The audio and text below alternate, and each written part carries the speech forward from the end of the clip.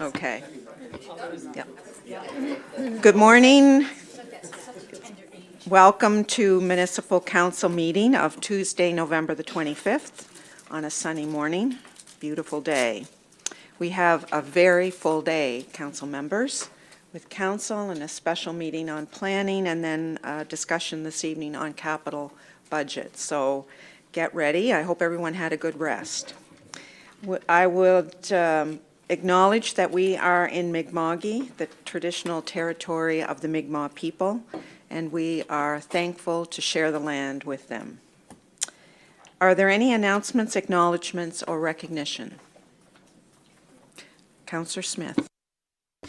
I don't have a prepared statement today, but I just want to note that today is the first day of the 16 days of action against gender-based violence, and this day has been around since I think 1999, created by the UN to raise awareness on gender-based violence and just encourage folks to amplify the voices of frontline organizations so that residents know what resources are available. And December 6th services are coming up, and just wanted to acknowledge that for the next 16 days, people will be raising awareness and committing to taking action on the issue. Other acknowledgements? I would like to Alex. I just wanted to take the opportunity to welcome Lisa Andrews, who's going to become, or as of today, is our new executive assistant to the mayor. Lisa comes to us with ample executive assistant experience, most recently with HRM's Public Works Department. Welcome, Lisa, and we look forward to working with you. I would like to just mention yesterday was dump day in many areas. Many fisher folks from across our municipality are involved in the lobster fishery. It brings a lot of dollars to our community, and so we wish them well and ask them and hope they keep safe. And the second group I would like to recognize are the Christmas tree growers who are busy in the woods and have been since late October. I wear my little Amos Pewter Christmas tree and in recognition of what they contribute to our community as well. I just wanted to mention that and hope that they have a good season and that they stay safe as well. With those announcements, we'll move to public input, and we don't have anyone in the gallery yet, but I hope that at some point today we will have some people join us. Are there any changes to the agenda or additions? If not, I'll entertain a motion to approve the agenda as circulated. Moved by Deputy Mayor Vino, seconded by Councillor Hubley. All in favor signify with their raising their hands. Motion is carried unanimously. We have minutes from a special council meeting on October 27th. Are there errors or omissions? Seeing none, I'll approve the minutes as circulated. Council meeting of October 28th. Are there errors or omissions? Hearing none, I'll declare those minutes approved as circulated. And finally, the special council meeting of November the 4th. Are there errors or omissions? Hearing none, I'll declare those minutes approved as circulated. Do we have business arising from the minutes? I'm seeing a no from our Deputy CAO. We'll move now to the nomination of and election of our Deputy Mayor, and I'll turn it over to April to lead us with that. Good morning, everyone. And as you all know, this is our annual, we do the nomination and election for Deputy Mayor once a year. It's typically held on the first council meeting in November. However, that was a holiday, so it was pushed to this meeting. I'll do a quick overview of the policy just before we proceed with the actual process. Excuse me.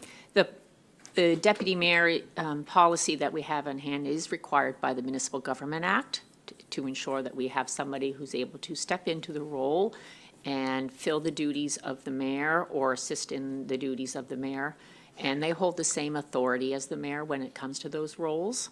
They also would fill in if there was an absence for any length of time. The process that we typically hold with our elections is that it's by ballot, and we follow your council proceedings policies for that process. There was a recent change to the policy, I believe, or either early this year, and we are permitted to have a name of a deputy mayor now to be able to be put back into the nomination. So you can put your name forward again, whereas in the previous years, you were only allowed to be the deputy mayor for one term. So you can go back into the system, and if there is only one person nominated, of course, they become acclaimed. And then if there is more names nominated than one, then we proceed with the vote process with the ballots. The term, as I said, is 12 months in total. So we will be doing this once again. This term will run right up until basically November of 2026. And with that, I'm going to proceed with the nomination for deputy mayor, and I do believe you should have ballots in front of you, and we'll go from there.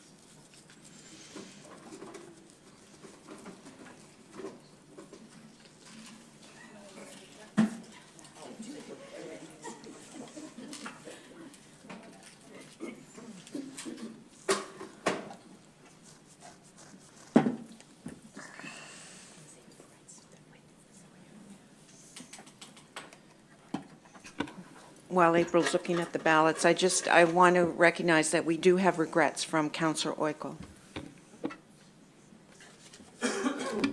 So nominated for the deputy mayor, we have Councillor Vino.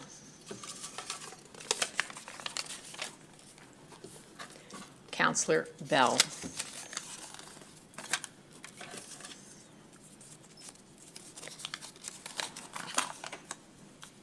Councillor Reinhardt.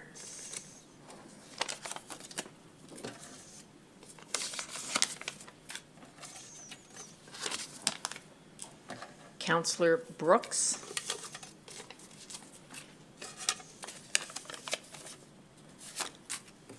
And that's it. So on the ballot, we have Councillors Vino, Councillors Bell, Councillor Reinhardt, and Councillor Brooks.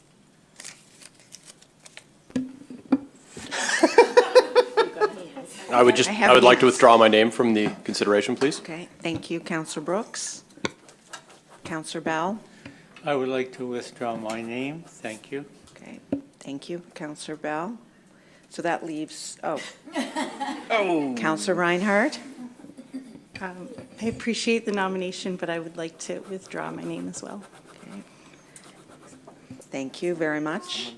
I would say that means that we have unanimous approval. If Deputy Mayor, former Deputy Mayor, but now Deputy Mayor, will accept the nomination. I will. Thank you very much, and I appreciate the support. Okay, thank you. We have a new Deputy Mayor re-elected, and thank you very much. We should have a motion to destroy the ballots, please. Moved by Councillor Moore, seconded by Councillor Smith. All those in favor, raise their hands. Motion is carried unanimously. Thank you very much. Thank you for reoffering Deputy Mayor Vino. I've appreciated working with you and look forward to working with you for the year ahead. So we will move then to agenda number 8.1, which is the award of RFP for Regional Economic Partnership Framework. Mr. Waters.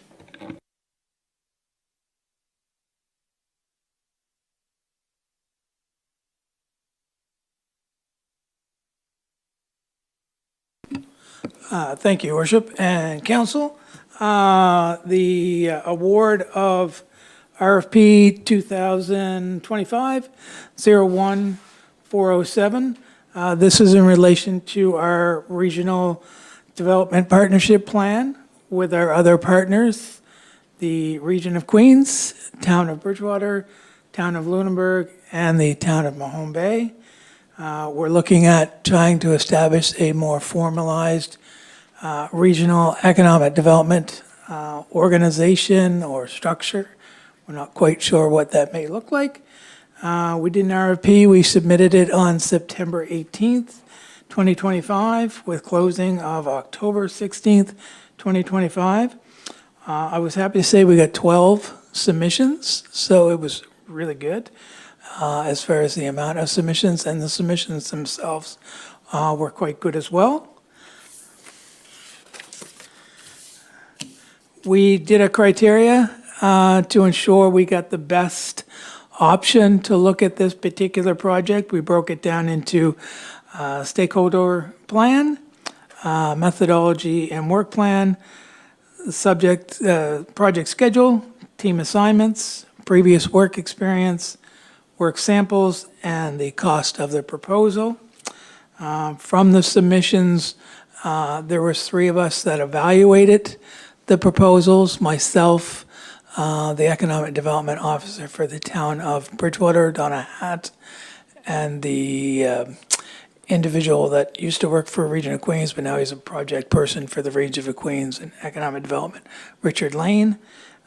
We all actually came to the same conclusion, which was nice, and we are recommending Stiletto Consulting, Inc. For this project. And with that, I'm happy to open up any questions. Could have the motion put on the floor, and then we can have questions about the proposal. Councillor Hubley. Thank you to Mayor McLean-Weil and members of council. I move that Municipal Council award RFP 2025-01407 Regional Economic Partnership Framework Proposal to Stiletto Consulting Limited in the amount of $84,610 plus HST to be shared between the District of Lunenburg, the Region of Queens, the Town of Bridgewater, the Town of Lunenburg, and the Town of Mahone Bay, with the District of Lunenburg's contribution being $20,000, and I so move. And a seconder for the motion.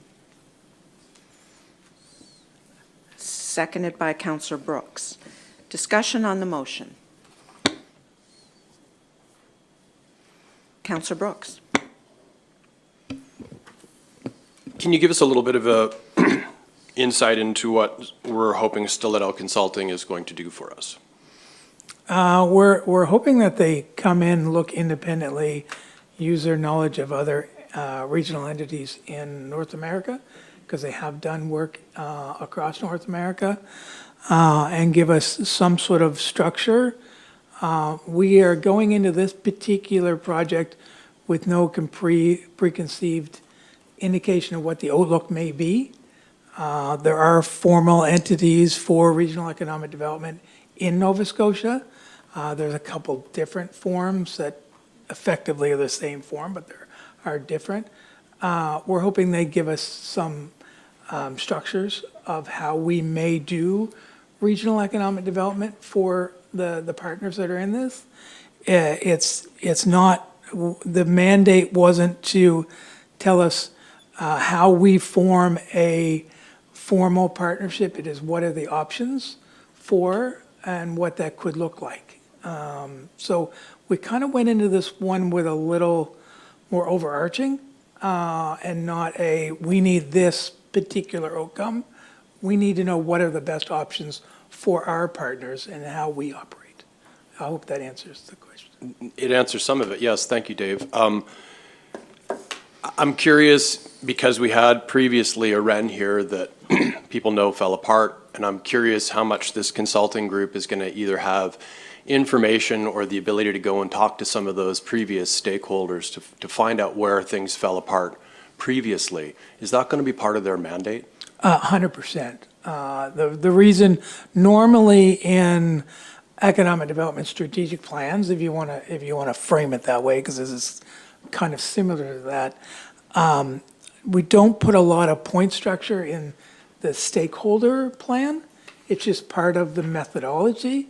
This one, we actually put a lot of points on that. We wanted to know what their stakeholder engagement was, to what extent, what could be done. I had conversations with them. I had conversations with others as to who would they talk to. And yes, they would talk to many different folks, particularly folks that are running RENs or partnerships in Nova Scotia now. We asked them to look at a couple that were external to Nova Scotia. They'll have discussions with our council. They'll have discussions with the province. They'll have discussions with other agencies like Invest Nova Scotia or COA or Social Opportunities or all those kind of agencies. It's pretty heavy component of this particular project to understand what will work for us rather than just putting us to a box, oh, you need to do this. So it's like, so talk to the folks that are doing it and come up with a better plan. One of the reasons we actually chose Stiletto was they're not actually from Nova Scotia. So we didn't want an agency per se that may come in with a preconceived notion. We wanted them to be open-minded and what are the options. Now they're in New Brunswick, Fredericton. They do have an office in Nova Scotia, but they're not based in Nova Scotia. It was one of the point structures that allowed them to move ahead because of that component. And I guess the last follow-up is what is the time frame for them to produce this for us? Stiletto was interesting because they actually had a shorter time frame, which we kind of liked. Now, that was on the understanding that we were going to approve this at the end of October. Things seem to go relatively slow, dealing with multiple municipalities and the province. So they're suggesting June. What we've suggested is our original plan was September.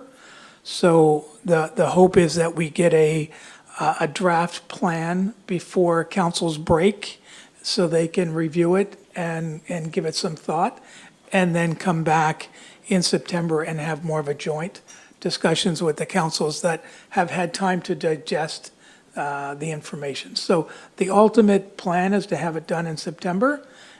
If we get it done sooner, great.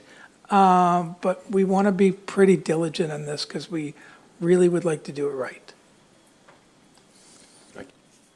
Councillor Smith. Yeah, you kind of answered my question. I'm just looking at what the outcome of this is. It's like a public report that comes to council, then we discuss it with other councils, and then the hope is to get some kind of partnership set up for when? Yeah, the ultimate goal would be for them to come to joint councils. So I don't think it's logical for them to come to each individual council. So what we would try to do is have a joint council session that they can come and present the final plan. This particular final plan comes with structure of how you would move to the next stage. So what would be required to form some sort of formal partnership, whatever that looks like. We don't really know what that looks like yet. So item one is to visit stakeholders, understand the environment, see what's going on, look at a framework that would work for this particular organization, being us, and then a plan on how we move that forward. The reason why we, again, we're not trying to take time with this, but we really want to do it right because there's been some mistakes in the past. the timing of September was somewhat strategic.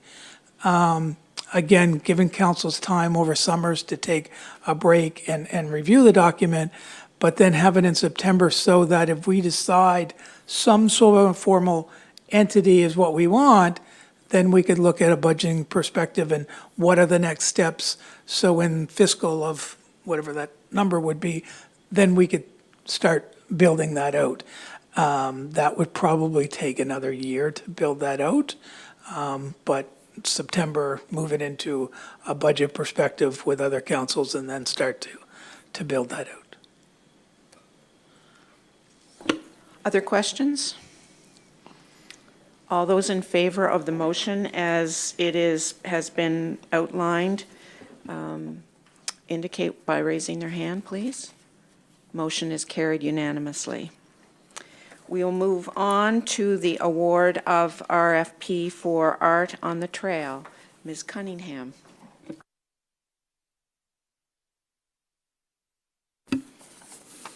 Thank you, Your Worship.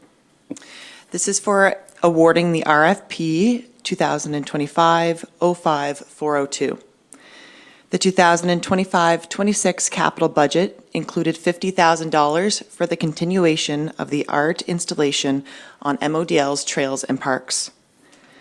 To provide a brief background, the Art on the Trail initiative was launched in 2017 and brings original artworks into public outdoor spaces across the municipality.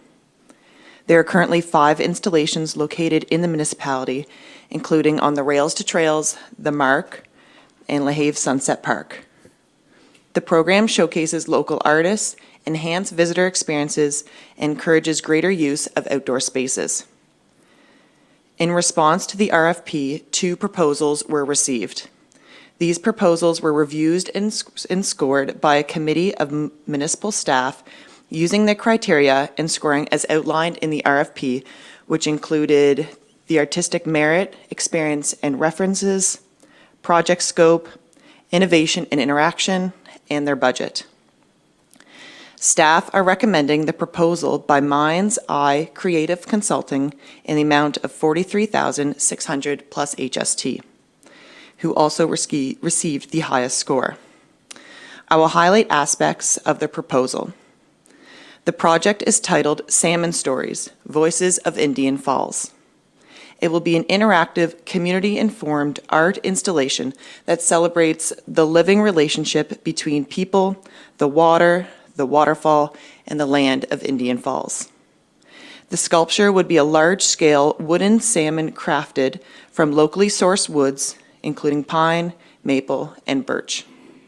To begin the project, the artist will have community engagement to gather stories and imagery that will help shape the final design. The artwork would be hand-carved with engraved lines, drawings, and symbols reflecting local environment and heritage and input received from the community engagement. Visitors will be able to scan a QR code located on an interpretive sign at the site to listen to recorded community stories about fishing, the waterfall, and the significance of this place in local life. The QR code feature adds an audio element sharing voices and stories that inspired the piece while blending art, technology, and storytelling. The artist has been in consultation with a local Mi'kmaq community member to bring an Indigenous perspective to ensure the project is inclusive of generational wisdom and knowledge of the area. The project will bring together past, present, and future stories of the local ecosystem, such as salmon, other fish, climate, and invasive species, while highlighting actions community members can take to support and protect the area. Thank you. Thank you. Could we have the motion tabled, please? Councillor Smith. To Mayor McLean-Weil and members of council, I move that Municipal Council award RFP 2025-05-402 Art on the Trail Park for installation at Indian Falls to Mind's Eye Creative Consulting in the amount of $43,600 plus HST. I so move. And a seconder for the motion? Councillor Moore. Is there discussion or questions on the RFP? Councillor Reinhardt. Thanks. When I was reading the report, it did strike me that 2 submissions seemed a bit low, knowing, how many artists we have in the area. So I was just wondering if, what your thoughts were on that and if there were any reasons for that. Thank you for the question. We did reach out to several artists, one that previously did notify us that they would like to be notified, and we also notified some provincial art representative. So it has been widely provided to different organizations, however, only 2 did decide. We did have several questions as well, so there were a lot of artists that did have interest. However, ultimately, there was only 2 submissions. Councillor Smith. Thanks for the presentation. It's a really interesting project, and I'm really excited to see what comes of it. It's very exciting that it will be at Indian Falls in my district, and I love the engagement component. I think that that's a really, really strong aspect of this project.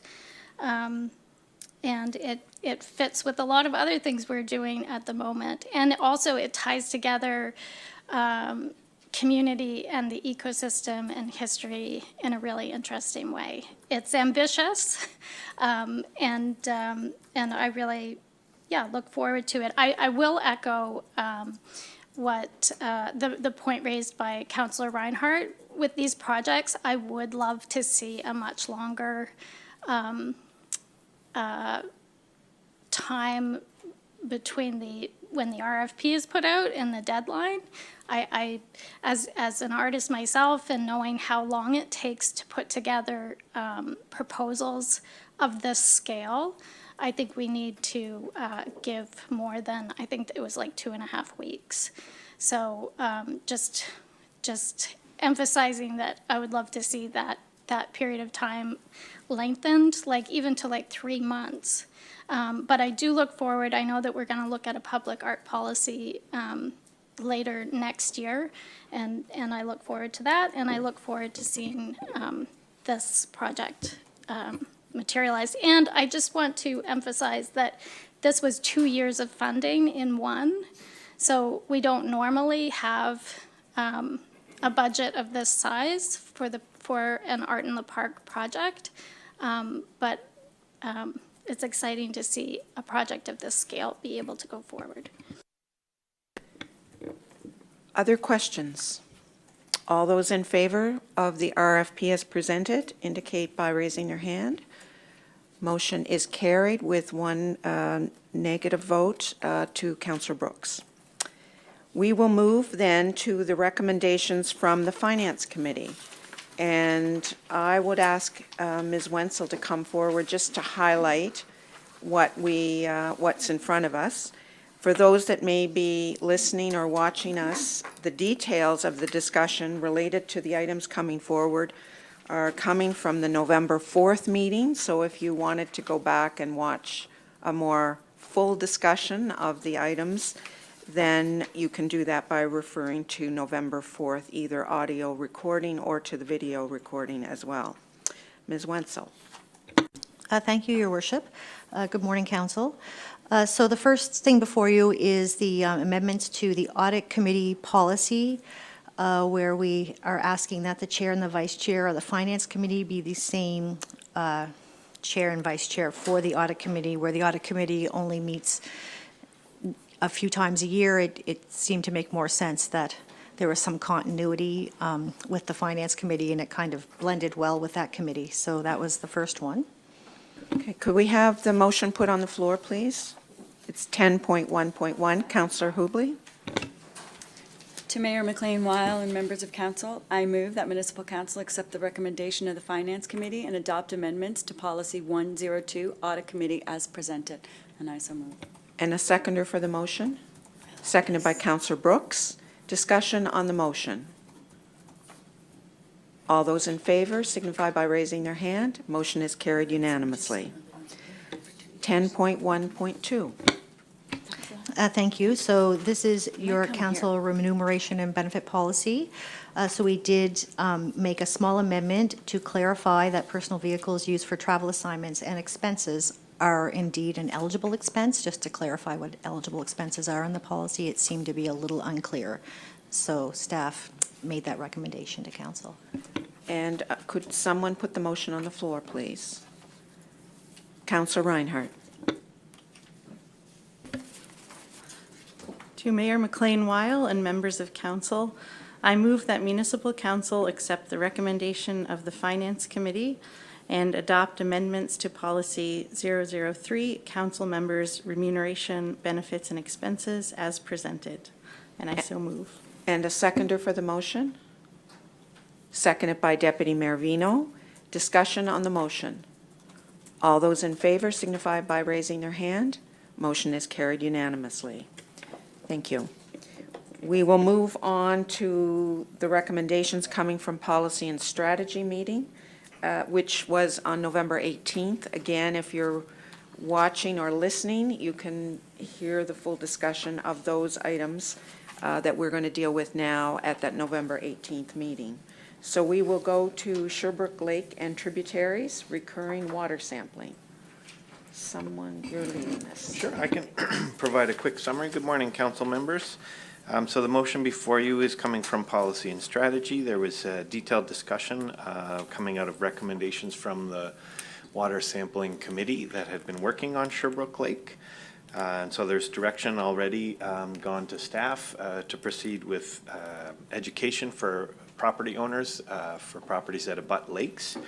And the motion coming forward to council is to approve conducting the 3-year recurring sampling of Sherbrooke Lake using the same regime that was used by the committee. Someone put the motion on the floor. Councillor Smith. To Mayor McLean-Weil and members of council, I move that municipal council accept the recommendation of the Policy and Strategy Committee and approve conducting a 3-year recurring water sampling of Sherbrooke Lake and tributaries, adopting the same regime that was used for the baseline program. And a seconder for the motion. Seconded by Councillor Brooks. Discussion on the motion. Councillor Bell and then Hubley. Thank you. I want to say that I think it's great that we have volunteers from the area that want to assist with this program.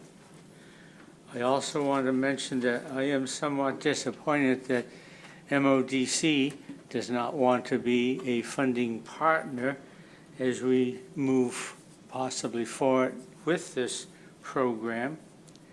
And I do point out the fact that this is the only lake that we are doing these type of water samples with.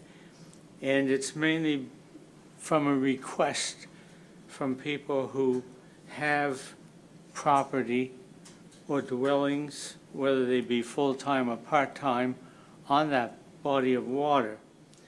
And with your permission, I'd like to propose an amendment to the existing motion that is on the floor. You can do that. Do we have it in writing somewhere? I'll read it, and Okay. if no one wants to second it, Okay, then it's not Okay. required. okay, But it is in writing. okay. Thank you. Thank you. I propose an amendment to the existing motion that is on the floor. This would be an added section, not changing any of the current wording. The added section would be, and that 50% of the cost be recovered via an area rate from those with property on the MODL side of the municipal boundary. Is there a seconder for the motion? Seconded by Councillor Hubley. Discussion on the motion. Councillor Brooks. Perhaps Tom or somebody could explain how that process would work of actually recouping that, if that's feasible? Certainly it is feasible. It will take staff time to go through and identify all the properties that abut. We might need some more direction from council, how far away from the lake. Is it simply abutting property owners? Is it property owners that are on a private road that leads to the lake? Is it property owners that are within that community itself? And then we would have to go through the work of identifying those properties and applying the rate. And at 50%, and I believe the water monitoring costs are approximately $30,000. So you're looking at there's some staff effort required there for $15,000. Councillor Moore and then Smith. Thank you. So at the discussion at the policy and strategy, we talked about doing water monitoring studies on other lakes in the future. And I'm just wondering if this area rate would set a precedent that everybody else that has water monitoring on the lakes that they reside on would be also subject in the future to an area rate. I would suggest that it does set a precedent for that, but I stand to be corrected by some of the legal beagles that are here. So it certainly would set a precedent, but council would have to make the decision each time. Right. So for some lakes, it may be more appropriate than others. Some of our lakes have very few residents, so it would create a higher cost burden with less people on the lake. Sherbrooke Lake is quite well populated, so the amount would be spread over. If I could, I would suggest that it's a lot of work for $15,000 to be collected, but if that's council's direction, then we can set the boundary of the area rate, set the amount of the area rate in the budget process, and then collect it through municipal taxes. But council would make individual decisions on individual lakes as we move forward, because we currently don't have lake monitoring in any other lakes. Okay, thank you. Councillor Smith. So I'm just speaking to the amendment right now.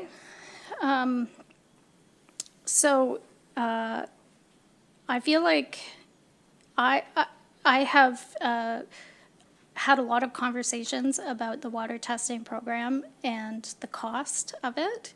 And I've spoken to folks who have been involved in water testing in the area before, and also to Kings.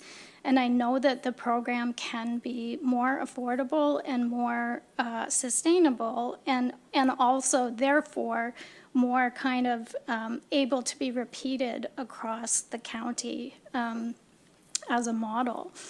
And I would really like us to review the program and to see if that scope of testing, which has been done with the baseline study, is actually, if all of it is needed, because it's quite an intense level of testing. And for example, you look at the Kings program, they don't do a lot of the testing that was done at Sherbrooke Lake. So for example, sediment testing, do we need to be doing that? That probably raises the price quite a bit. But where I'm sitting at the moment is that this group has come forward with this proposal to replicate the study.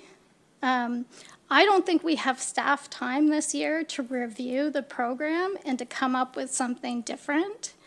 And I'm also really concerned that if we let this testing go and we're not refreshing it, that we're going to lose the social license that we created through the testing program for a development of public access on that lake.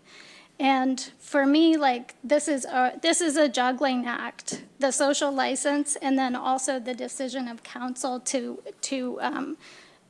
come to some kind of agreement on development on that lake. And could you just keep your comments Okay. to the amendment? Because the I think you're amendment. straying I into the think- other part. okay, but You can I- come back to that. Okay, but I'm just seeing that this amendment right now is introducing new controversy.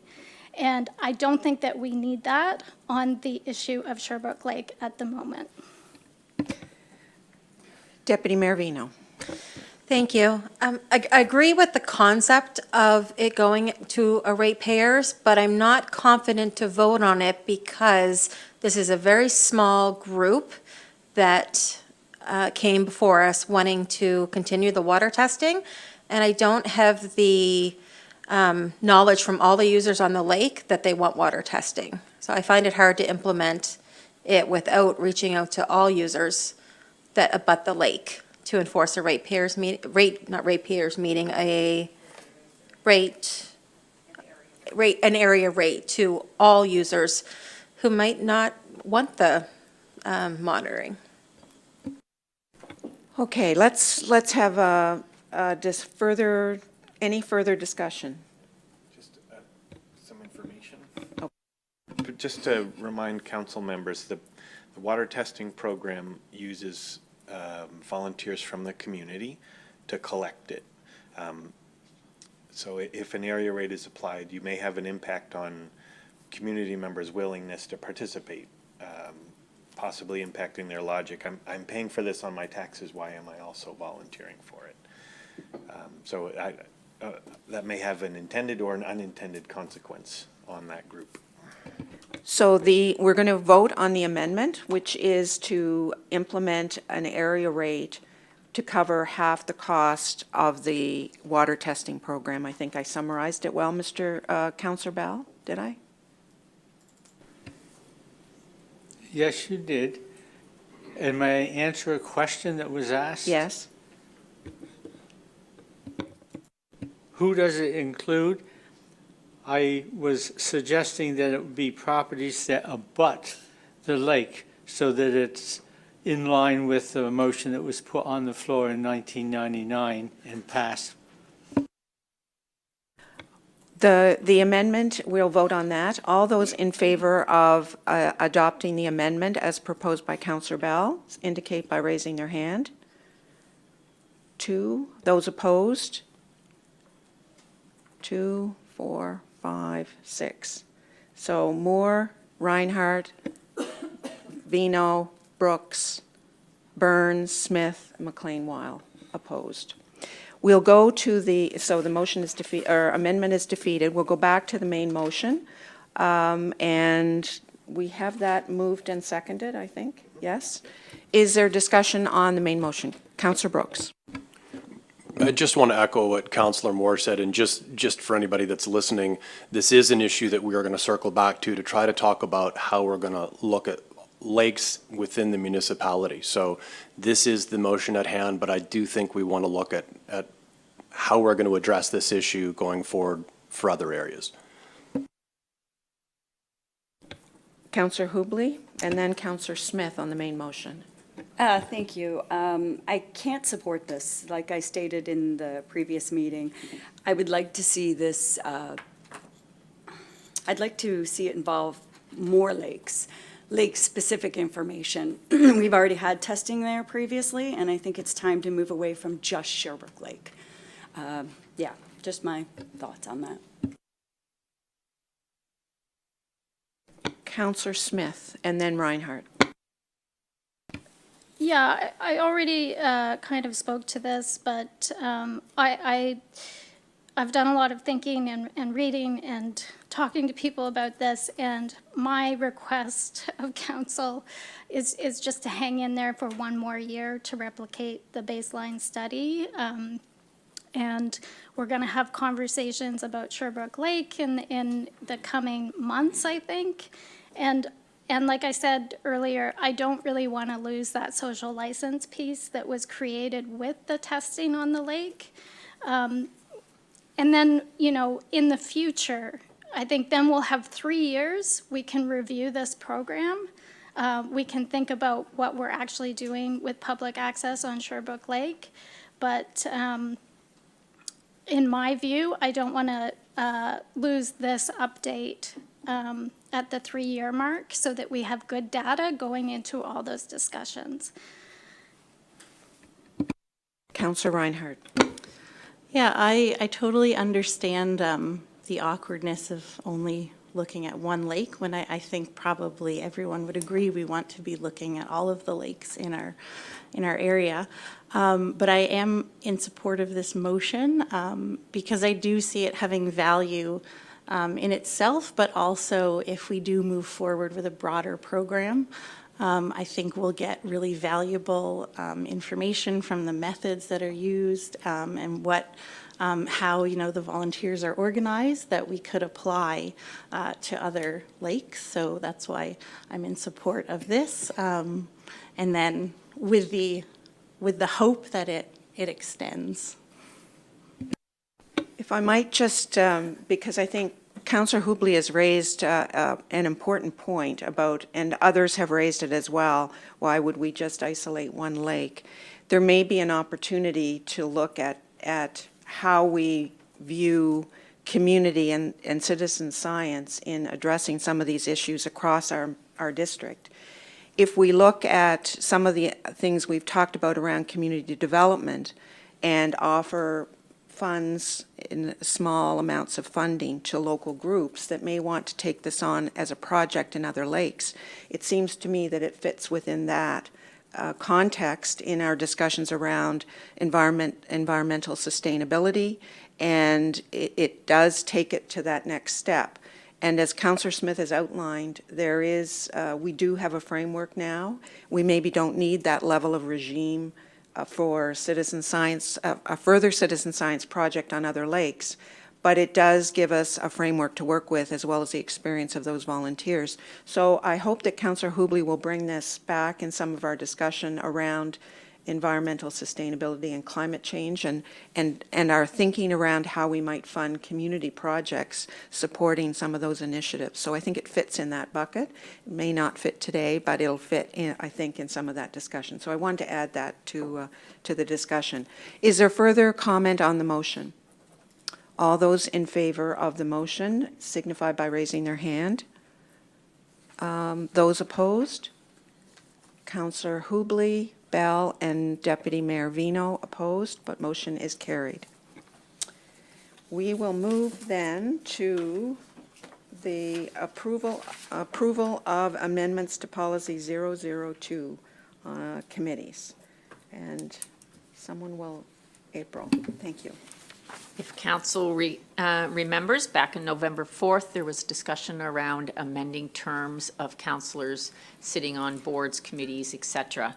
During that discussion, it went forward to Policy and Strategy Committee, reviewed amendments to Policy 002, which is the nominating committee, because it was noted that the nominating committee position should also the members sitting on that board should also be increased from 1 to 2 year terms. So that was brought forward at the Policy and Strategy Committee for amendments and gave 7 days notice, and the amendments is to extend that term from 1 year to 2 years. Would someone put the motion on the floor, please? It's 10.2.2. Deputy Mayor Vino. To Mayor McLean-Weil and members of council, I move that Municipal Council accept the recommendation of the Policy and Strategy Committee and adopt amendments to Policy 002 committees as presented, and I so move. And a seconder for the motion, please. Seconded by Councillor Brooks. Discussion on the motion? All those in favor signify by raising their hands. Motion is carried unanimously. We'll move to 10.2.3, which is Household Water Supply Upgrade Program Financing Budget. Our CAO, Tom, will lead us in this. Thank you, Your Worship. So this matter was last before council on November 18th, where we discussed the Household Water Supply Upgrade Program. The recommendation at that time was to approve an additional $900,000 from the General Operating Reserve to be paid to support the number of applicants that have applied for the program. The original pot of money that was set aside for the program has pretty much been all used up. We still have a number of applicants interested in accessing the program. These funds would allow those applications to move forward. I would, however, clarify and note for council that if you were approved and were funded under the original pot of money, that's a 15-year program. The recommendation that was moved forward from the policy and strategy with this new money going in would be under a 5-year term. So even those people that have outstanding applications, if they're funded from the new pot of money, the terms would be 5 years, subject to a hardship clause, which would match the property tax exemption household income level, which would allow them to access a 10-year period, but not a 15. And this was proposed so that the program itself could be sustainable, allowing us to then every year do about 9 wells for residents as they come in, with about $1.4 to $1.5 million invested in the program. So the first motion is for the $900,000 in additional funds from the reserve, and then there's a second motion after the first motion is passed.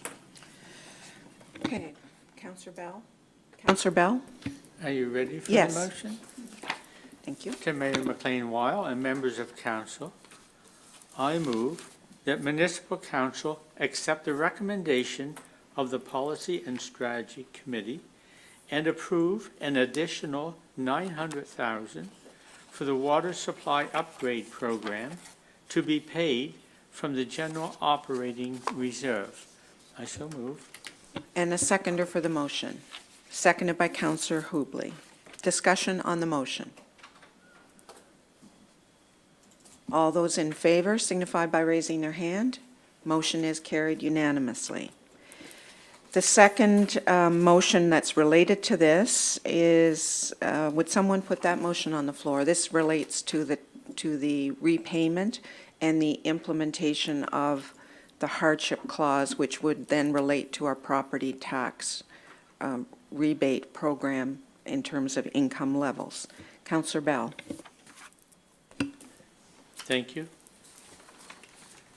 To Mayor McLean-Weil and members of council, I move that Municipal Council conduct first reading of amended bylaw 047, Portable Water Supply Upgrade Lending Program, as presented, and provide notice of its intention to consider second reading and adoption on December the 9th, 2025. I so move. And a seconder for the motion, seconded by Councillor Moore. Discussion on the motion. Councillor Smith. Just related to our conversation last week at Policy and Strategy on this,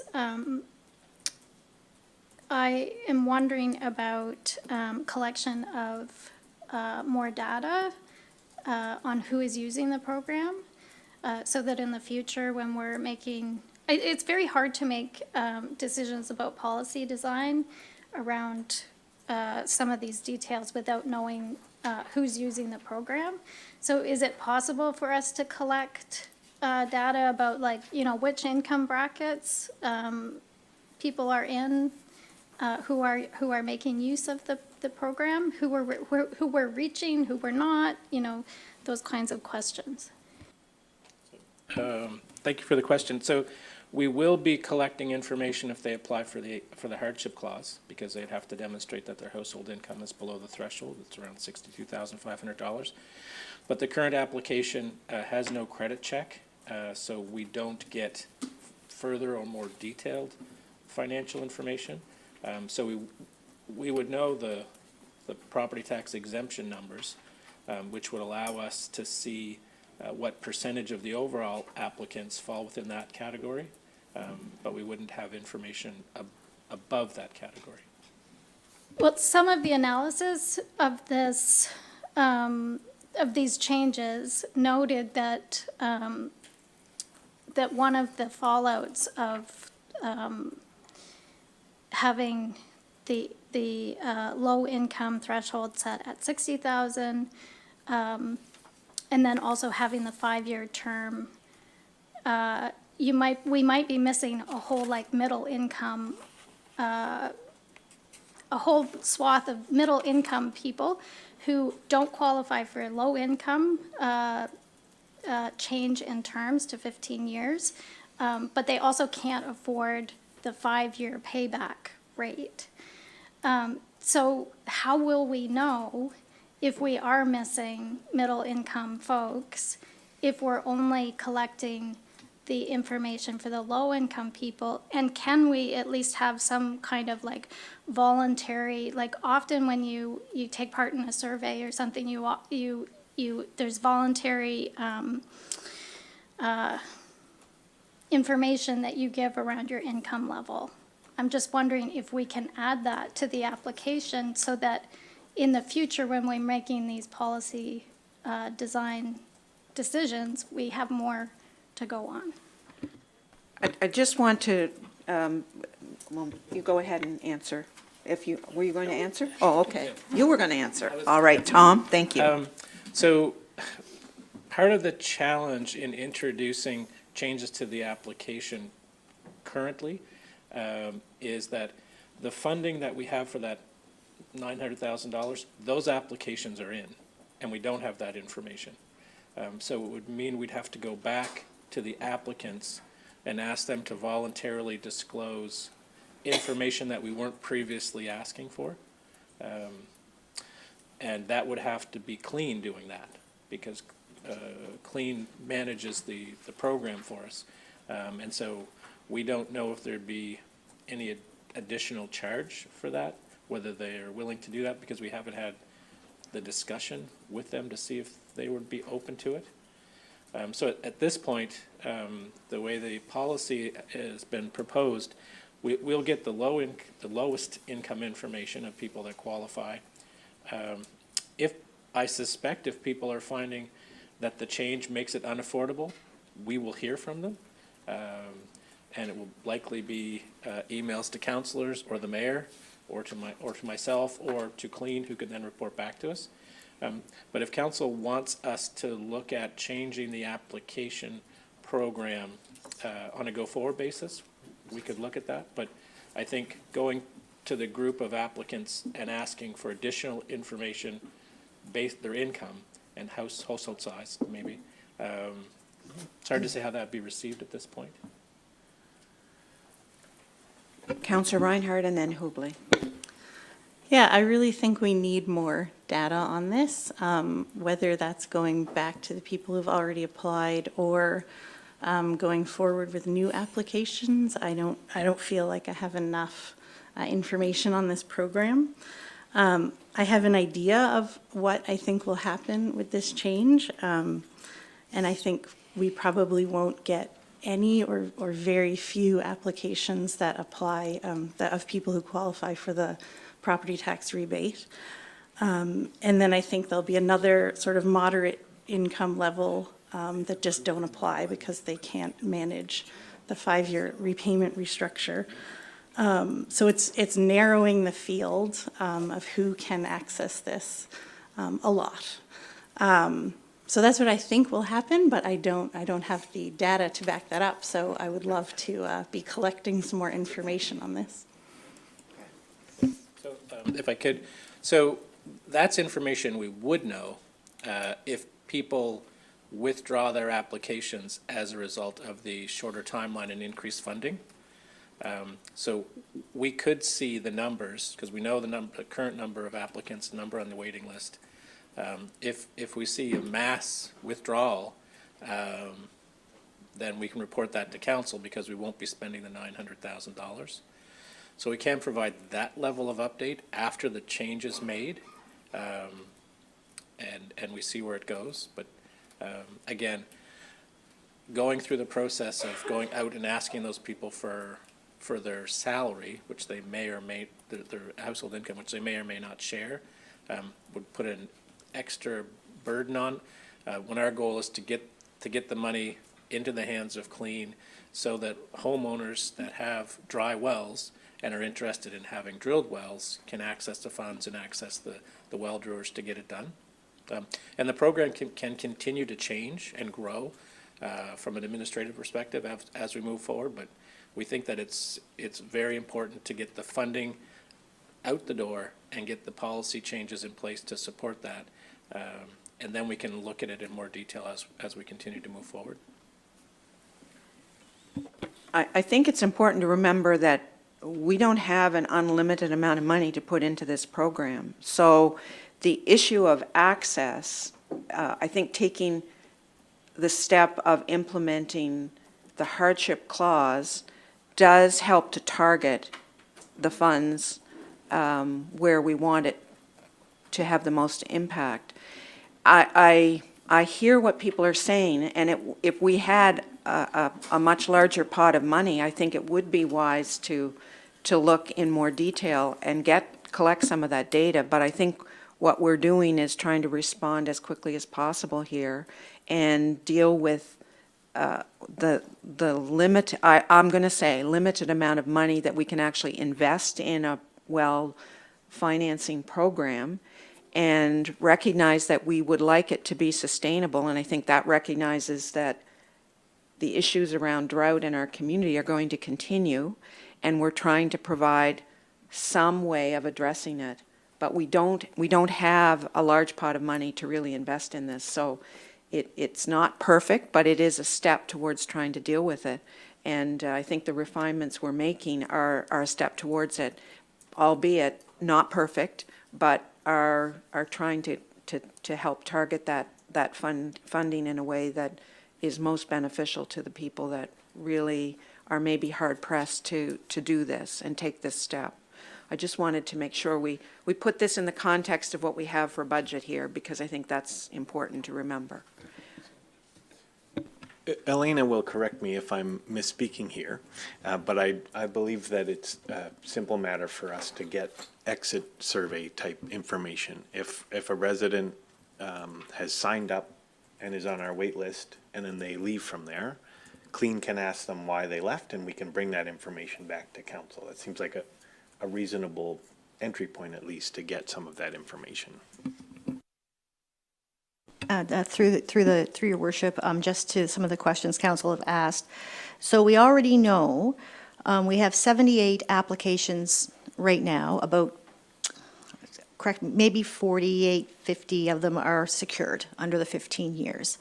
Of that, 8 are low income, based on our low income rebate program. So we have another 4 in the queue that have low income, proof with us.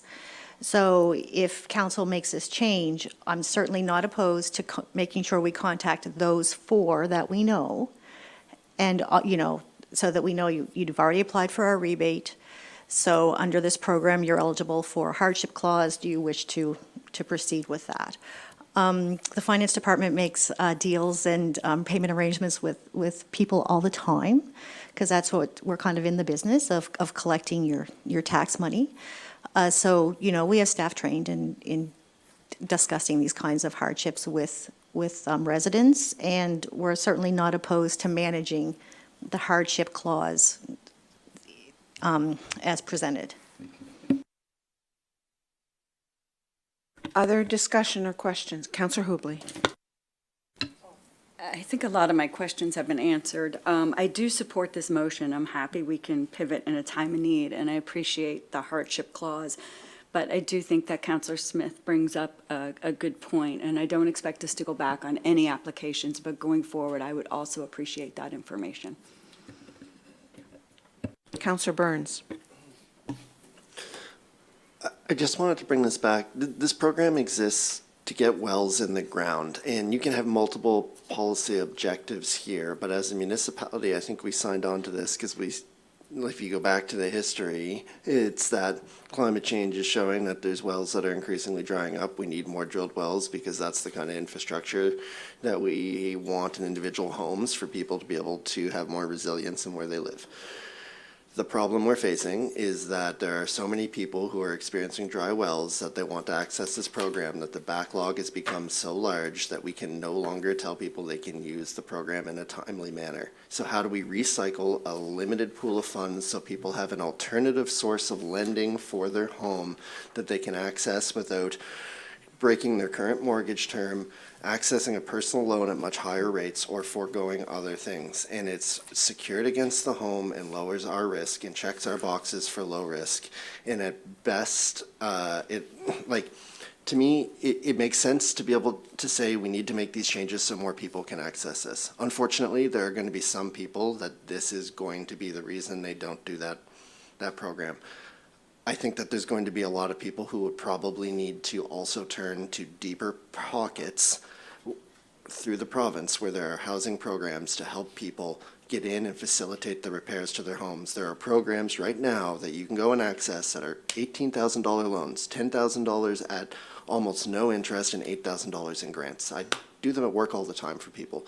If there's an advocacy role that people want to take up in expanding what those repairs can be used, if they can't be used for wells, they can only be used for the plumbing in the house, I think there's an opportunity there. But we're not recreating the provincial wheel, which is creating a assistance program for people. This whole purpose was to get more drilled wells in the ground so the infrastructure exists for water in a rural municipality, which is within our purview, so that we can actually focus more on people who are not going to be able to solve that problem with the drilled well. To me, this is a no-brainer. There's a lot of things we could be doing, but let's look back at what our mission scope is on this and then do it well. Any further discussion? Okay. Oh, Councillor Smith, and then we're going to vote. Yeah, I just want to be on the record on this meeting as well. In the policy and strategy meeting, I suggested that we look at a cap, income cap, such as the one that East Hants has. I don't know if 100,000 household income is the right cap, but I think we should consider in these programs a higher income cap, just recognizing it's a limited amount of money in that pot, and access to fair banking and to good interest rates is not equal across the board. People with higher incomes are able to absorb a $20,000 well, or to find a good loan and a good interest rate better than people who are of moderate and low incomes. So in the future, I will keep arguing that when we offer these really good interest rates for critical resources like this, that we should consider an income cap. I don't know what that should be, but I think it should be considered. And okay, we have the motions on the floor. It's been moved and seconded, and we are, all those in favor indicate by raising their hand. And those opposed? Opposed by Councillor Reinhardt and Councillor Smith. The motion is passed. We will move then to 10.2.5, which is proposed amendment to policy 058, fees. Yep, thank you. This is in conjunction with the motion that you just passed with the bylaw. It was brought up that the fees policy probably should have the lending rate also in that schedule so that it's with all the other schedules. It's already an existing rate that it's done. It's the 2%. And so what we've done is just added the potable water lending rate of 2% to table 3 in the policy. And if yes, that's what it was. I was thinking there was an effective date, but it is just immediately because it's already in existence. So it's a straightforward amendment. Would someone put the motion on the floor, please? This is 10.2.5. Councillor Moore. To Mayor McLean Wall and members of council, I move that municipal council adopt amendments to policy 058 fees as presented and give 7 days' notice of its intention to adopt the amended policy on December 9th, 2025, and I so move. And a seconder for the motion, please. Seconded by Councillor Hubley. Is there discussion on the motion? All those in favor signify by raising their hands. Motion is carried unanimously. We'll move to staff reports and administration 11.1.1, which is amendments to TRO 002 Fire and Emergency Services Committee. That's me again, and this is related to the recommendation to go forward and change terms of council members sitting on committees. And this is one of the committees, the Fire and Emergency Services Committee, that has in their terms of reference that council sits on that committee for 1 year, and then it's a new 3 or 4 members. I can't remember how many. So this is to amend that terms of reference, and council's required to approve the terms of reference for that committee, and it's changing it from the 1 year to the 2 year. Would someone propose the motion, please? Councillor Hubley. To Mayor McLean Weil and members of council, I move municipal council adopt the amendments to TOR-002 Fire and Emergency Services Committee as presented.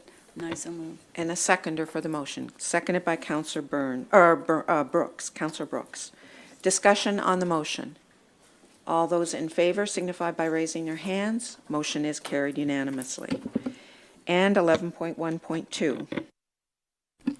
And this item is just kind of tying all the amendments that we just talked about and what we normally would do when the nominating committee in the past would have the final committee list all compiled. They bring it forward and that it gets proved and seen here at the meeting.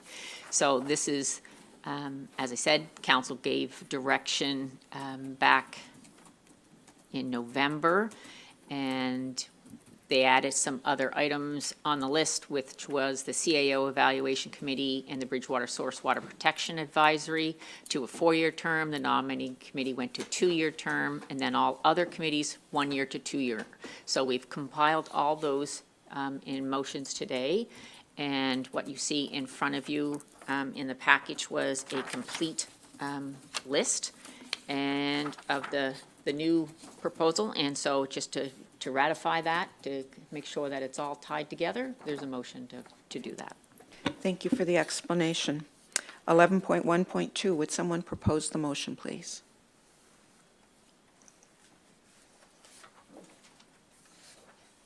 Councillor Smith.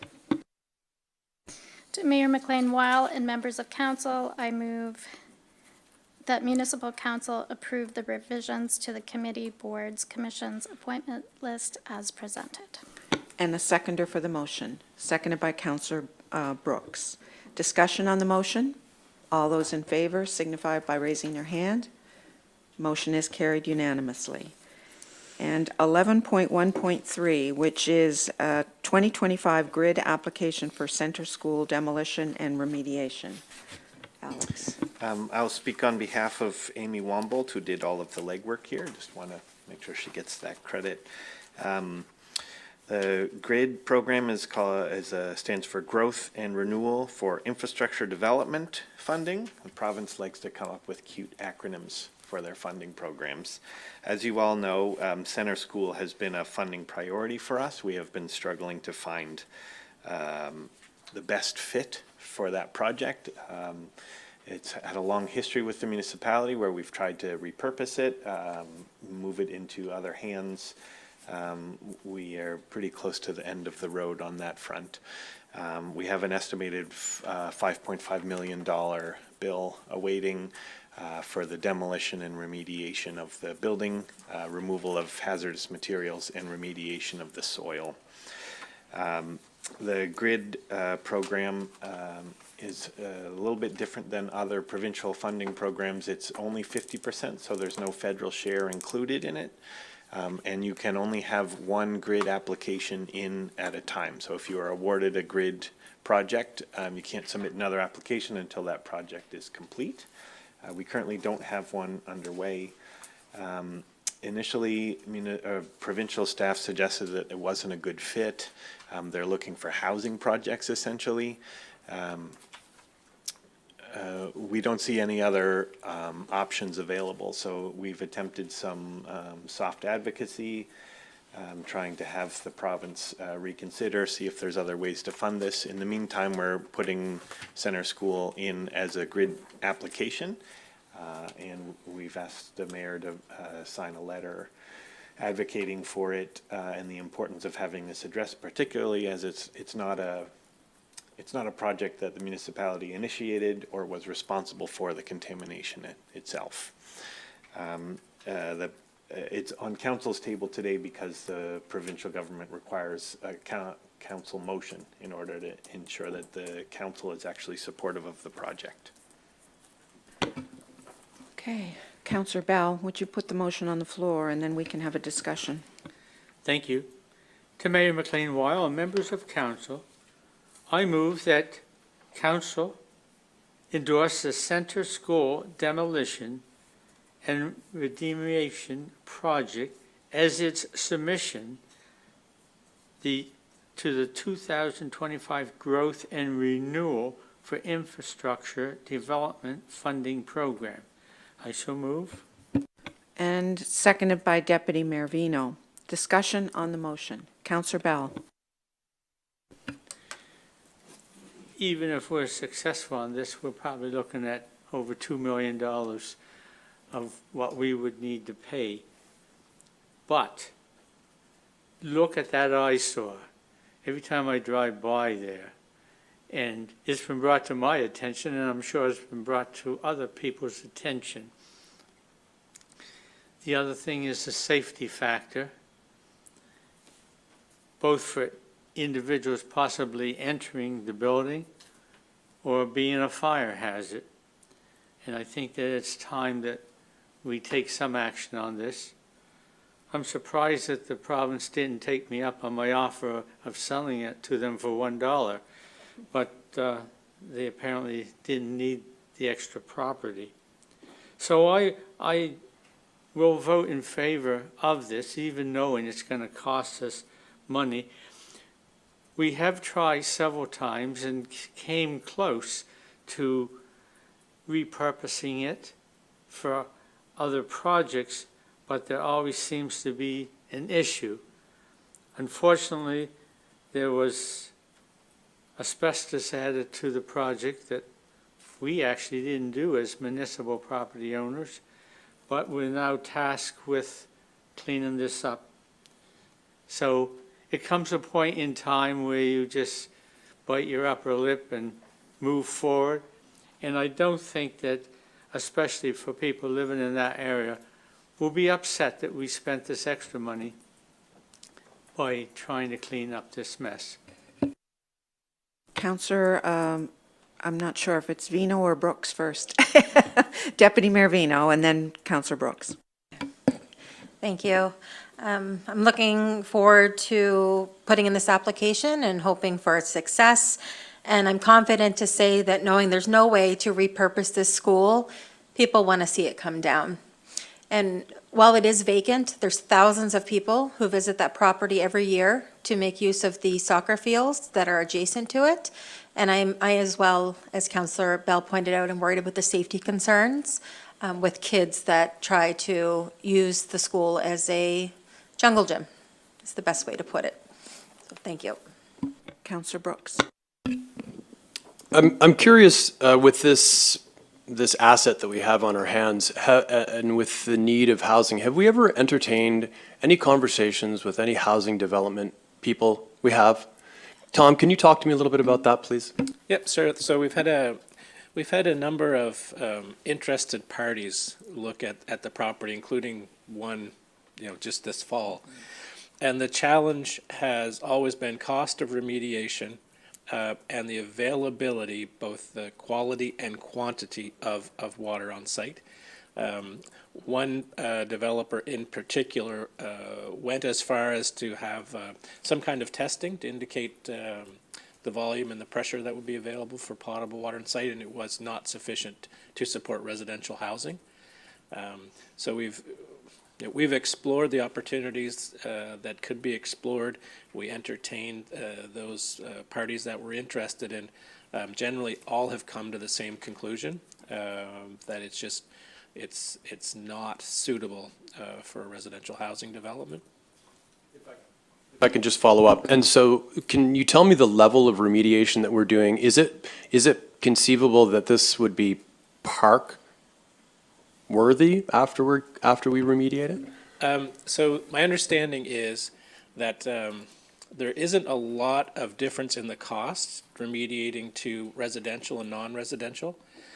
So the proposal is to go to remediate the site so that it could be possible for residential use, but more likely it will be either a parking lot or a soccer field or something along the lines of what's already in place. Any further discussion? All those in favor signify by raising their hands. Motion is carried unanimously. We will move to 11.2.1, which is Rocky Lake Charge Area Agreement Clarification. Ms. Schaefer's here, and then we're going to take a break after this, and then we'll go on, finish our agenda for the morning. Okay, good morning, Your Worship, members of council. The municipalities received a request from Mr. David Sutherland, who we have a current agreement in place with for the collection of private road fees for what's been identified as the Rocky Lake Charge Area. In 2021, when the initial application came in, Mr. Sutherland was unable to form a private road association by meeting the Registry of Joint Stocks requirement due to the number of foreign landowners within his area. So there was an opportunity for Mr. Sutherland to go through the process. The agreement was fulfilled with him solely. So currently it is with him and the municipality. He has the sole responsibility of setting the budget, looking after the maintenance of the private road, following through on all the terms and conditions. One of the clauses of the agreement was that when the ability was there to form the road association, that the agreement could be transferred, or the request could come forward to council for the agreement to be transferred to an association. So Mr. Sutherland now is able to proceed to set up this road association, but he's seeking clarification of one of the clauses of our agreements that was not real clear. There is a petition requirement normally at the start of application. When we did the agreement with Mr. Sutherland as the applicant himself, there were either support or communication with all residents within the charge area with no opposition. So just seeking the clarification that we do not need to go back and do any petition requirement again. We can proceed, have Mr. Sutherland set up the road association, and then come back to council and request the agreement to be transferred. So it's basically a clarification of the clause in the agreement, just to confirm the petition requirement is not required, which was never the intent. It just didn't get worded very good at the initial start. Our CAO has further comment on this. Thank you, Mayor. So because it's an assignment of an agreement, you don't have to go back to do the steps that you had to do to create the agreement. So the agreement is assignable to an association that is created for the purpose of maintaining the roads, but council still has to approve it. So there's no transfer as of right. Council reserves the right to have the request made to it for the assignment. But there would be no need for a petition. So this will have to come back. When they get the association, we need the memorandum of association to demonstrate that the association is properly created under the registry according to the Societies Act. That comes back to council. Council says yes or no to the assignment. If they say yes, it gets assigned, and if they say no, it doesn't. Could we have the motion put on the floor, please?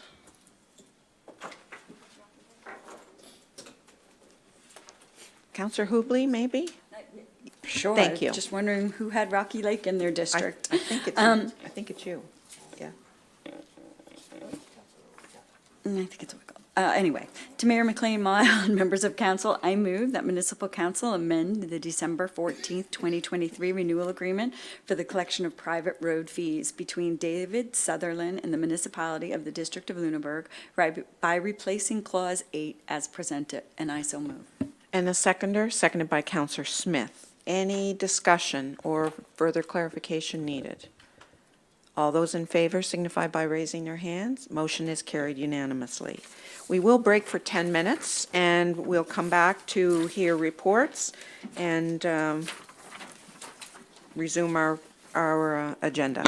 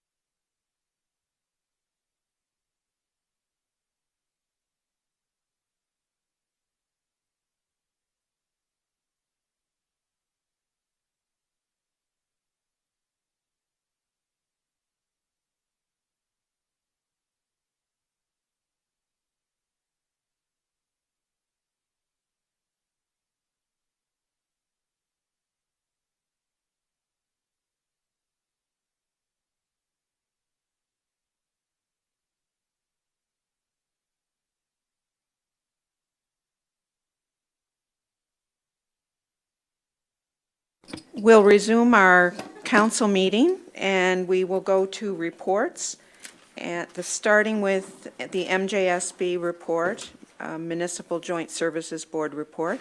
Councillor Oikel is our representative there, but she provided a report, and Councillor Hubley will deliver that. Thank you. The following report reflects the highlights of the MJSB meeting held October 22nd, 2025. The Tipping Floor Project. The board approved a change order to Rick Jack Construction Limited for structural repairs to the concrete walls and the removal and replacement of unsuitable subgrade materials for the compost tipping floor. The board also approved the award of tender 2025-005 to Tidal Tractor of Port Williams, Nova Scotia for the supply and delivery of a snowplow blade. Contract negotiations for EPR. Contract negotiations are just about finalized for curbside collection and post-collecting processing. The outstanding issue relates to an insurance clause concerning the waiver of subrogation. It's a concern among insurance providers across Nova Scotia. Work is being done with a resolution expected in the coming weeks. The board authorized staff to determine waste site operations on Monday holidays. Staff are currently reviewing the demand, operational requirements, and the actual curbside pickup schedule. Once determined, the new hours of operation will commence April of 2026. As part of the corporation identity product, 2 websites have been developed to reflect the dual structure of MJSB's operations: the shared services and the waste management site. Staff are currently working with Nova Scotia Registry of Joint Stock Companies. An update will be coming as soon on logo and naming. The Fire Smart Bush program continues to be popular. A slowdown was expected over the summer, but with extreme dry weather and fires in the region, residents are taking advantage of the program to help make their properties fire safe. That concludes Councillor Oikel's report. Councillor Moore. Can you go back to the snow plowing thing, Okay. please? Is this snow plowing for the site, is this snow removal for the site itself? Yes. And the award was to, It was to Tidal Tractor of Port Williams. of Port Williams? Port Williams, Nova Scotia. Is coming here to plow our waste site? No, we bought the snowplow from Tidal Tractor. Oh, gotcha, okay. I was MJSB gonna staff say. are going to do the snow removal on site. All right, I was gonna say, that's quite the mileage there for them to do snow plowing. Okay, thank you for clarifying that. Councillor Smith. So Councillor Hubley is also on the board? I'm the alternate. Okay. I believe I attended for Councillor Burns on the 22nd. I'm there for every meeting, okay. but don't remember. Okay. I just want to say I've had some questions about EPR starting on December 1st. And there is confusion out there about what's going on. And I do note the South Shore Waste Solutions, the new site. It looks really nice. But I just can I put in a word for some more communications around what this change means? Because even when you look at the materials on the website, it's just not super clear about when everything is starting, how to sort your garbage. So this was talked about at the MJSB meeting, and there's going to be a ton of education put out there for public, and you will see the education follow when they get all the wrinkles ironed out, for sure. So I just can add that Region 6 has already got an information package that will be distributed throughout the region. Halifax, as always, is ahead of everything, and so they have already sent out the information, and there's a consistency because EPR applies the same way everywhere, but the actual contracts aren't signed yet. So it's December 1st start, maybe December 1st signing the contracts. But there's going to be minimal impact on the resident. It won't be entirely seamless, but it'll be close. Like you can't throw books out in your paper recycling because that's not a packaging material. But other than some very minor details, the residents shouldn't notice too much. But there will be a lot of educational material released. Halifax has already done it. So what you're saying is, nothing's changing on December 1st. That's just when the contracts are signed. No, that's when the contracts start. I'm just hoping they're Or signed start. before that. Oh, okay. Okay. Councillor Moore. Being the representative on Region 6 in place of Councillor DeLong, I could always ask them to do a presentation to our council if council would like. Just to clarify, it's more about communication for Okay. residents. So things like, I've seen Halifax, they've got a video kind of explainer. Antigonish also has some materials Yeah. out there. Just looking for some more communication that help residents understand what's going on. Thank you. Councillor Brooks. Is that something we could explore having on our app? So I don't know enough about apps to tell you whether we can or can't, but we'll look into it. But the MJSB is going to be taking lead on providing educational and public information material to circulate. And then the municipalities that are part of the MJSB will send it out through their social media and various tools, which may include the app, but I don't know how that works, honestly. I think I'm what you call a Luddite? A Luddite. Luddite. I'm a neo-Luddite.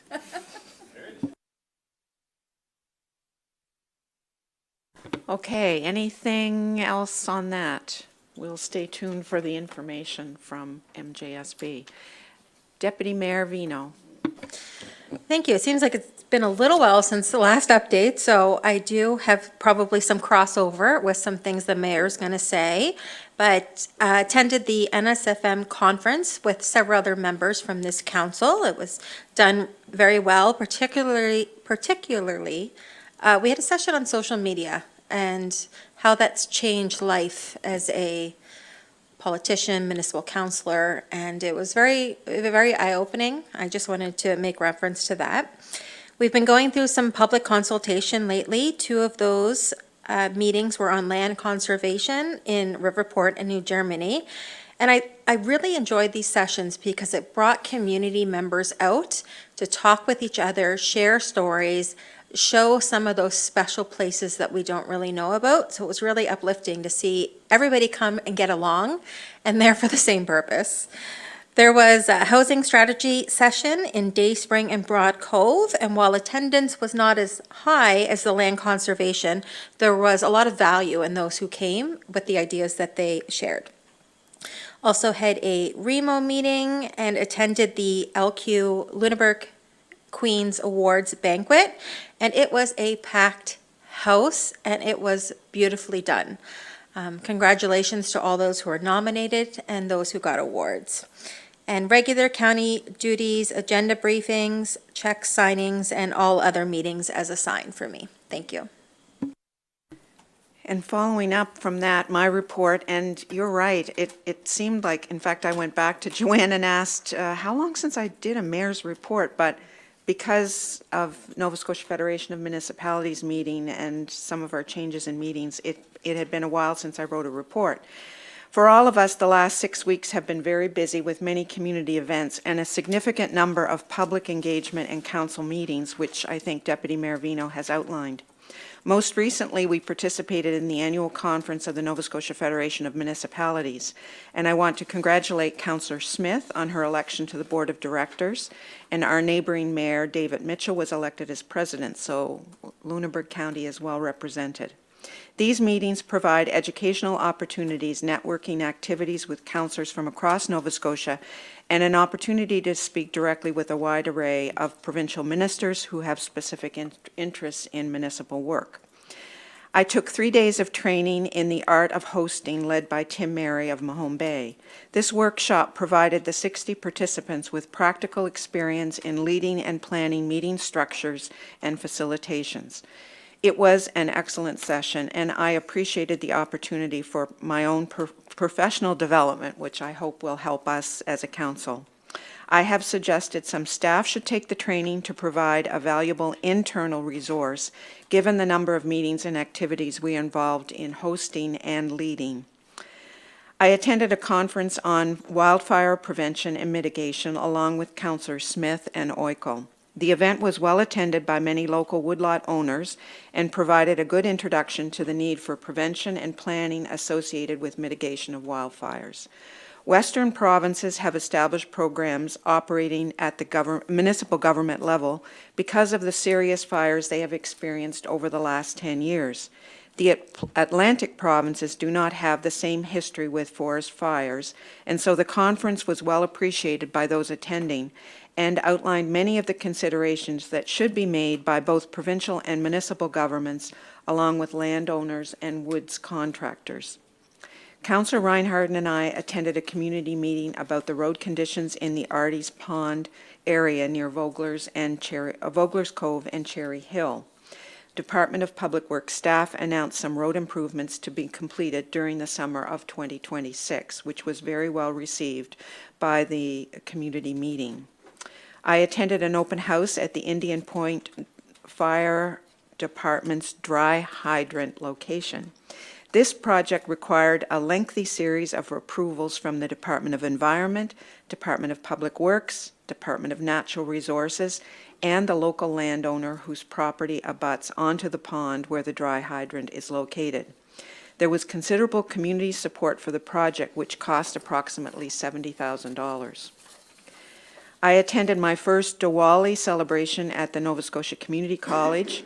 This event did provide opportunities for the broader community to develop an appreciation for the cultural traditions that are alive in our community. There was great food, music, and dancing, and I have to say, the thing that probably warmed my heart the most was the array of little children, I would say under 5, that went up near the stage and danced. Every move that the dancers on the stage did, they mimicked. It was absolutely totally hilarious and just so heartwarming to see how much they enjoyed the music and the dance that was provided by the Diwali participants. The Volunteer Summit was well attended with between 80 and 90 people present from a wide cross-section of community organizations. From those I spoke with, the event was appreciated, and the workshops on fundraising, community halls, social media, and grant writing were well received. Given our discussions on community development, our need to support the training and recognition of the volunteer sector will continue to be important. I attended an event celebrating the Energize Bridgewater project, which will conclude in March of 2026. McGill University researchers were present with information which assessed the impact of the project. Councillor Reinhardt and Councillor Oikel and I attended a presentation reporting on the opportunity to develop a year-round farmers market in Bridgewater. The report indicated the strong local community base of shoppers at the market, which is different from Lunenburg and Hubbard's Market, which have a significant tourism component in their shopping group. The Bridgewater Farmers Market will need renovations to the arena to allow for a year-round market, as currently there's no heat in the section used by the market vendors. A commercial kitchen is also needed to support development of some of the vendors and provide another outlet for food sales. I fully expect we will be hearing more about the future development of the market. The arena building was reclad this summer, and the yard used by the market vendors was paved, which provided a significant improvement for both shoppers and vendors. These improvements were provided by the town of Bridgewater. Last Thursday was the annual Lunenburg Queens Business Excellence Award. It was a sold-out event with a number of winners with businesses in MODL, Lisa Learning's Atlantic tick repellent, which most of us are using, was recognized for export. Lloyd Benang and South Shore Ready Mix received the Lifetime Achievement Award, and Lloyd has operated South Shore Ready Mix for 60 years, and he told wonderful stories about pouring the foundation for Michelin tire.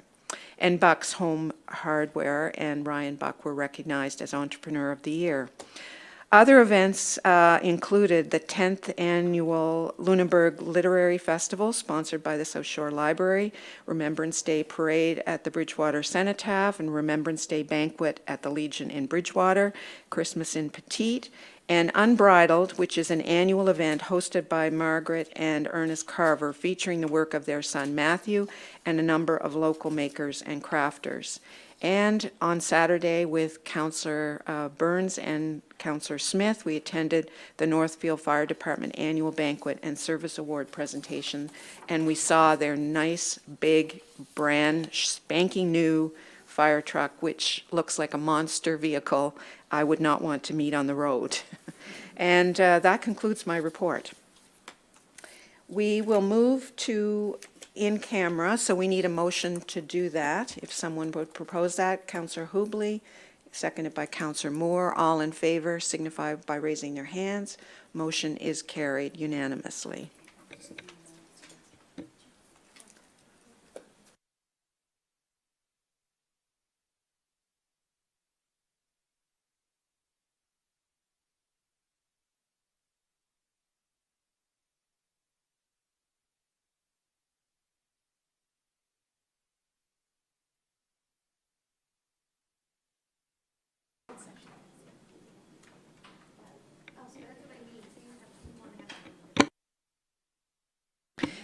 We have concluded our in-camera session, and we have no further business on our agenda, so the meeting is adjourned. No, recess. Oh, we're recessing because we're coming back at 1 o'clock for a discussion on municipal planning strategy.